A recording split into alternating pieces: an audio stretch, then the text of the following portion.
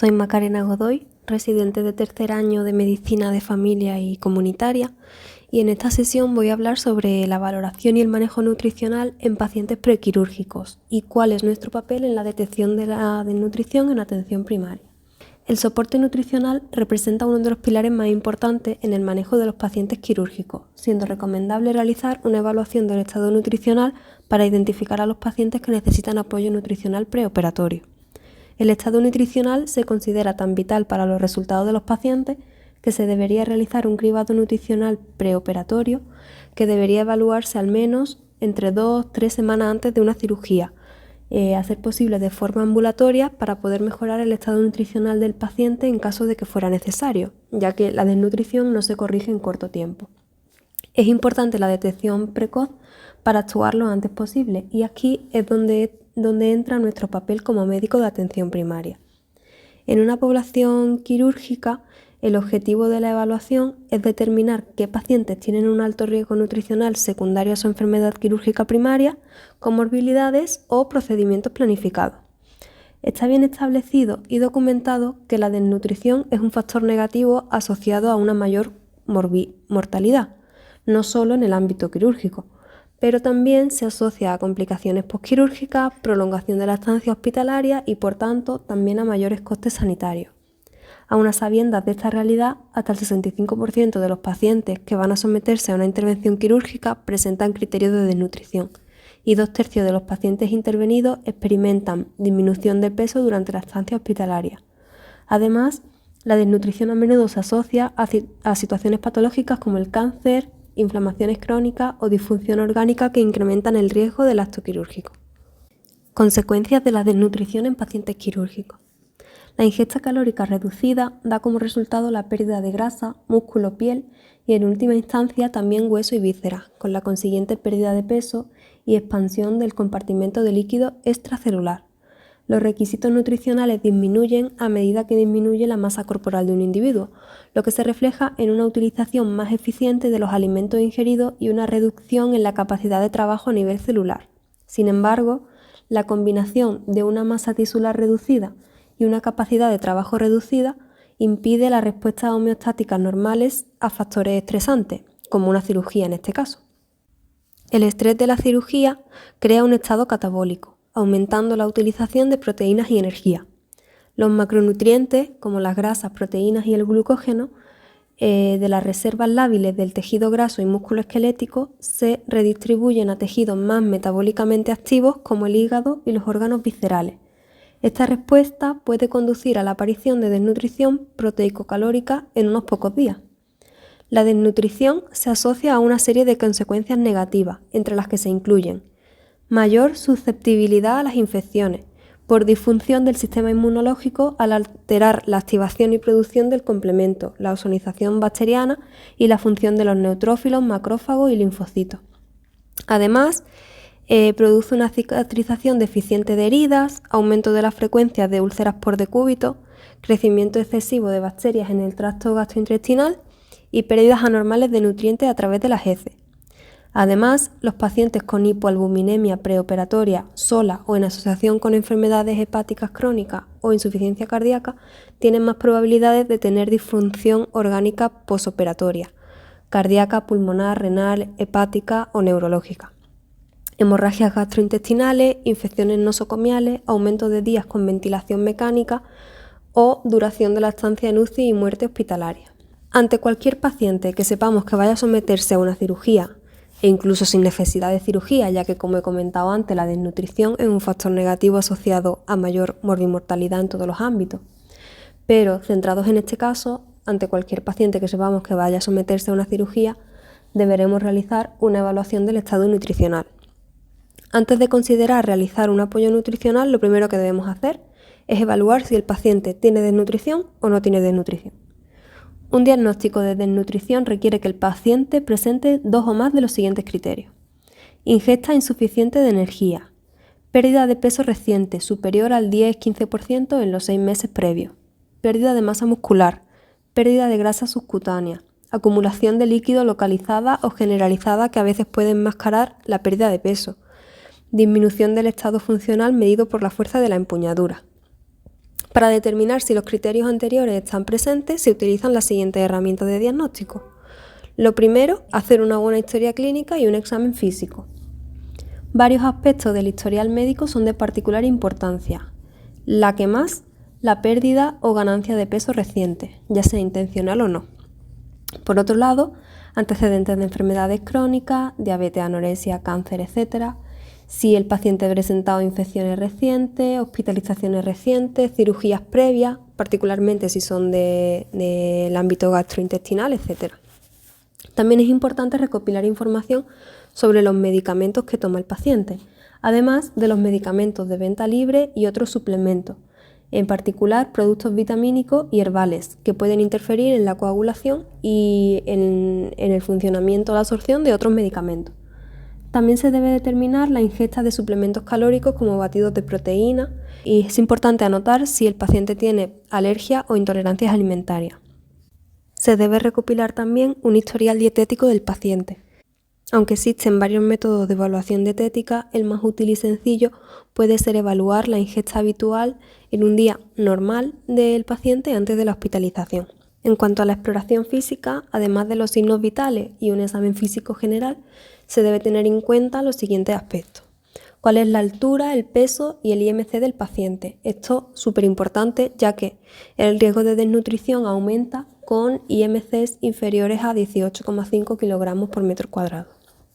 Además, se puede evaluar la pérdida de grasa subcutánea, la acumulación de líquido generalizada, caída de cabello, palidez conjuntival, serositis, glositis, sangrado o llagas en encía, queilosis, evidencia de insuficiencia cardíaca o estado de gasto elevado, bocio, edemas y pérdida de masa muscular en extremidades, neuropatías periféricas, reflejos, tetáneas, fuerza de agarre y si el paciente tiene equimosis, petequias, palidez, úlceras por presión, etc.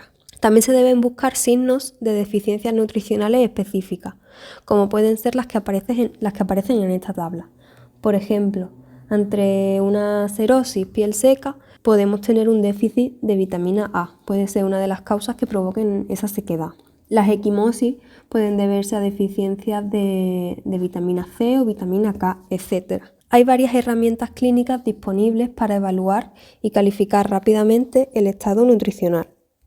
Por un lado, tenemos la evaluación global subjetiva del estado nutricional, que es una herramienta breve que incluye antecedentes y hallazgos de la exploración física y permite una evaluación estandarizada del estado nutricional del paciente. También tenemos el Nutritional Risk Screening, que se puede aplicar rápidamente y utilizar para detectar un estado nutricional inicial deficiente. El índice de riesgo nutricional fue desarrollado originalmente para poblaciones con cáncer, pero actualmente también se usa para conocer el estado nutricional de todo tipo de pacientes. Deriva de la concentración de albúmina sérica y la relación entre el peso corporal actual del paciente y el que solía tener habitualmente. Y por último, las dos escalas más utilizadas, las dos herramientas que más se usan son el MAST, el Malnutrition Screening Tool, y el Mini Nutritional Assessment, que son herramientas útiles y muy sencillas de utilizar. El MAST es una escala de cribado de desnutrición en 5 pasos, que está diseñada para identificar adultos desnutridos con riesgo de desnutrición u obesos. Incluye además una directriz de tratamiento que pueden emplearse para desarrollar un plan de cuidados. Está pensado para usarse en hospitales, ambulatorios y otros medios de atención sanitaria y puede ser utilizado por todos los profesionales sanitarios. Esta herramienta es la que suelen usar aquí en cirugías, pero por ejemplo el Mini Nutritional es la herramienta que más suele usar la endocrinóloga de aquí del área.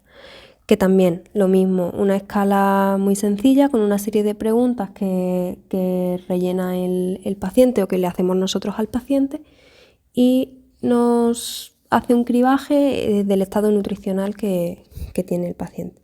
La evaluación del estado proteico inicial es particularmente importante porque predice la cicatrización de heridas y las complicaciones quirúrgicas.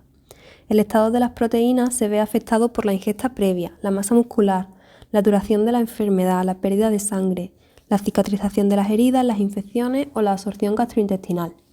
Aunque los niveles reducidos de 3 marcadores de proteínas séricas se relacionan con resultados adversos, las mejoras en estos marcadores con la suplementación nutricional no se asocian de forma fiable con un beneficio clínico. Estos 3 marcadores son la albúmina sérica, la transferrina sérica y la prealbúmina sérica o transtiretina. La albúmina sérica es la que tiene la vida media más larga, entre 18 y 20 días, y es el parámetro más utilizado. Una albúmina sérica baja por debajo de 3,5 es un marcador de estado catabólico negativo y un predictor de mal pronóstico. El estrés quirúrgico, las quemaduras, las infecciones, la enfermedad hepática y la nefropatía pueden disminuir también los niveles de albúmina sérica. Y además, ni la inanición ni la suplementación tienen ningún impacto en estos niveles. En cuanto a la transferrina sérica, tiene una vida media intermedia, entre 8 y 9 días, y refleja una respuesta inflamatoria sistémica reciente. También refleja el estado del hierro, por lo que el nivel bajo de transferrina debe considerarse un indicador del estado de las proteínas solo en el contexto de un hierro sérico normal. La prealbúmina sérica tiene la vida media más corta, de 2 a 3 días, y responde rápidamente al inicio del catabolismo o la inflamación. Del mismo modo, aumenta rápidamente cuando se resuelve. Además, es importante también pedir en las analíticas la proteína C reactiva, la PCR, porque puede usarse para determinar si la albúmina, la transferrina o la prealbúmina se reducen debido a un proceso inflamatorio o debido a la propia desnutrición. Otros estudios de laboratorio que pueden ser útiles para evaluar el estado nutricional inicial pueden ser los electrolitos, la glucosa y la relación entre el nitrógeno ureico en sangre y la creatinina, ya que ayudan a evaluar el estado clínico general y el volumen de líquidos. Además, el nitrógeno ureico en sangre, en estudios de los efectos del reposo en cama, se ha encontrado indicativo de cambios en la masa muscular. Una reducción de la masa muscular puede aumentar la generación de urea debido al alto contenido de proteínas del tejido muscular y la urea como catabolito final de la degradación de proteínas endógenas. También puede ser interesante obtener un nivel basal de triglicéridos y pruebas de función hepática, ya que el hígado es responsable de la síntesis de albúmina y prealbúmina y las enzimas hepáticas elevadas pueden impedir algunas formas de apoyo nutricional. Los niveles de hierro deben medirse en el contexto de anemia inexplicable, al igual que los niveles específicos de vitaminas si están clínicamente indicados. El calcio, el magnesio y el fósforo séricos también deben evaluarse periódicamente. En cuanto a cómo clasificar la desnutrición, no hay un consenso, ya que según la determinación que tomemos podemos medir la desnutrición de una manera u otra. En esta diapositiva, por ejemplo, vemos que podemos evaluar el grado de desnutrición en función del índice de masa corporal o de los niveles de albúmina. Y en la desnutrición en niños, pues también existen clasificaciones que son algo más subjetivas. No hay una sola clasificación de nutrición ni un solo parámetro que podamos usar para determinar los grados de desnutrición del paciente. En cuanto a las intervenciones nutricionales, aunque este apartado ya se escapa un poco de nuestras competencias porque nosotros no podemos proporcionar muchos de estos soportes nutricionales como médicos de familia, es importante conocer las intervenciones nutricionales de las que disponemos en los hospitales y cuándo estarían indicadas cada una de ellas. Si detectamos la desnutrición con tiempo, por decirlo de algún modo, no solo en pacientes prequirúrgicos, sino en general, podremos actuar precozmente y en caso de ser necesario, derivar a nuestros pacientes para proporcionarles el apoyo que necesiten. En este caso, en el de los pacientes quirúrgicos, el objetivo del soporte nutricional preoperatorio es mantener o mejorar el estado nutricional del paciente antes de la agresión quirúrgica. Una vez que queda claro que el paciente no podrá mantener una nutrición adecuada, la intervención nutricional puede incluir desde suplementos orales, alimentación enteral por sonda o alimentación parenteral o intravenosa. Siempre que sea posible, se recomienda el soporte enteral sobre el soporte parenteral debido a su relativa simplicidad, seguridad y reducción de complicaciones y menor coste. El apoyo nutricional enteral se refiere a la provisión de nutrientes a través de la ruta intestinal, ya sea oralmente o por medio de una sonda.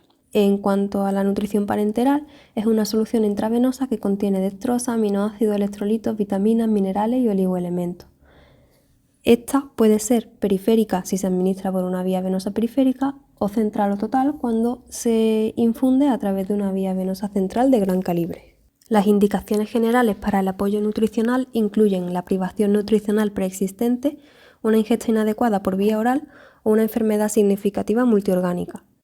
Aunque se sabe que la desnutrición no se corrige en corto tiempo y que posponer una intervención permite una discreta mejoría del estado nutricional, la evidencia científica recopilada acerca del soporte nutricional prequirúrgico, sobre todo en pacientes moderados o severamente desnutridos, ha derivado en una serie de recomendaciones en las guías de práctica clínica de la ASPEN y la ESPEN, que se verán en el siguiente apartado. La administración de un soporte nutricional, ya sea oral, enteral o parenteral, en pacientes con desnutrición o riesgo nutricional severo durante al menos 7 o 10 días antes de la cirugía, se asocia con una reducción de las complicaciones infecciosas y de la dehiscencia de anastomosis, así como con un acortamiento de la estancia hospitalaria. A continuación se describen distintas situaciones en las que estaría indicado realizar soporte nutricional preoperatorio y la forma aconsejada de cómo proceder a realizarlo, en la tabla número 3. Siempre que sea posible, el plan de soporte nutricional ha de ser individualizado y a poder ser de forma ambulatoria y utilizando la vía oral o enteral, ya que tanto los suplementos en batido como las soluciones que se administran por sonda se pueden hacer desde casa. Es mucho más cómodo para el paciente y menos intrusivo. Por último, mencionar las recomendaciones de las guías de práctica clínica de la ASPEN y la ESPEN sobre las intervenciones nutricionales prequirúrgicas. Para los pacientes que no están desnutridos o que tienen desnutrición leve a moderada, la cirugía no debe demorarse para la alimentación enteral o parenteral preoperatoria. Los pacientes con inanición pueden obtener algún beneficio al retrasar la cirugía de 7 a 10 días para alimentarse. Y la nutrición enteral se asocia con menos complicaciones en comparación con la nutrición parenteral. Los pacientes se benefician más de la alimentación enteral siempre que sea posible que de la nutrición parenteral total, ya que la nutrición parenteral total se asocia con un mayor riesgo de complicaciones infecciosas.